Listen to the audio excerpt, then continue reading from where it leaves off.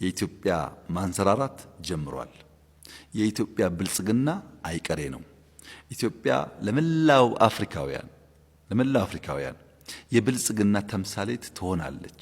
ቤት በኩል ከወናችሁት፣ እንዴት አሳካችሁት፣ እባካችሁን እርዱን ትባላለች። የጀመረችውን ትጨርሳለች። የጸናች ሀገር ትሆናለች። ከልመና ትላቀቃለች። ልጆቿ ኮራ ብለው በማያፍሩበት ፓስፖርት የሚንቀሳቀሱባት ሀገር ትሆናለች። አሁን ሁሉም ዓለም በሩን እየዘጋ ነው ያለው። ቪዛ እየከለከለ ነው ያለው። አትምጡብኝ እያለ ነው ያለው።